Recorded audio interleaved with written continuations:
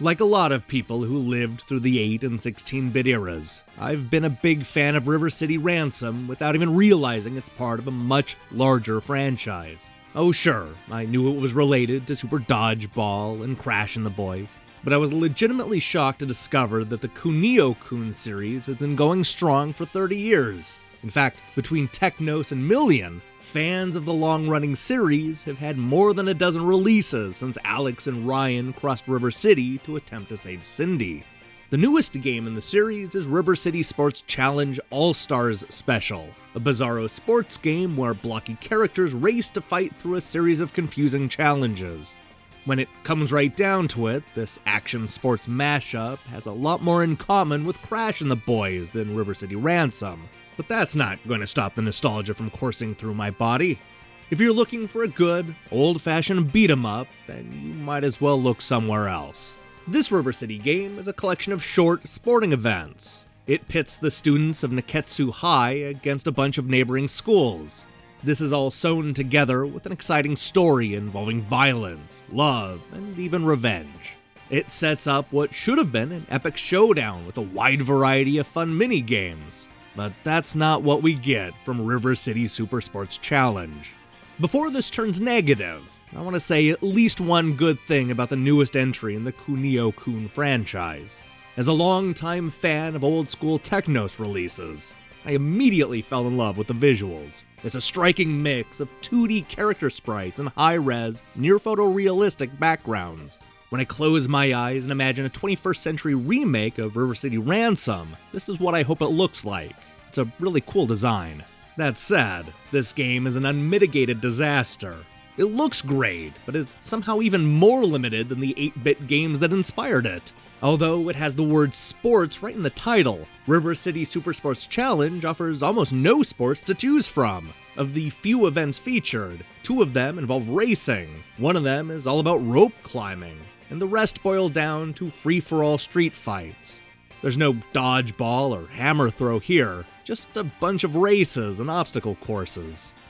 To make matters worse, every race plays out almost exactly the same way. Instead of running through one large course, the races are split up into a bunch of bite-sized areas of the town. You'll run through the streets, bust into houses, swim through the sewers, and even sprint across rooftops. Players will earn extra points for coming in first in each leg, as well as for beating up your opponents along the way. While not a great way to conduct a race, the real problem comes when you're forced to run the exact same course a few dozen more times. This is not one of those sports games where you visit a bunch of new locations. You're basically forced to run through the same streets, houses, and sewers every single time. Sometimes the legs will be rearranged, but it won't take more than a few races before the repetition sets in. The same can be said about River City Super Sports' other events, especially the obstacle course.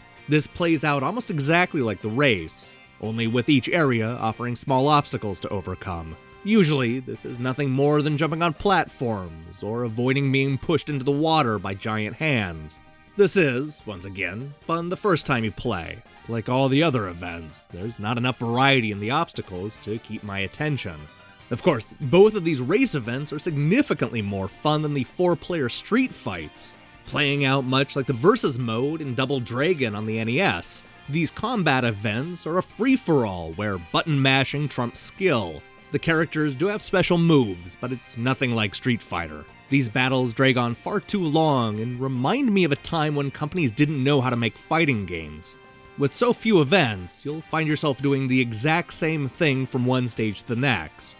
You'll watch the story unfold, choose an athlete, and then race through familiar locations. Then watch more story bits, choose another athlete, and race through the exact same locations. And then another cinema, athlete, and the exact same race. It's an endless loop that only hints at a more interesting sports package. Had there been more events to choose from, I can see this being a fun multiplayer experience. It has a striking visual style and a lot of familiar faces, but that's just not enough to make up for the shocking lack of content. After 30 years full of iconic brawlers and sports games, the Kunio-kun series deserves better than River City Sports Challenge All-Stars Special.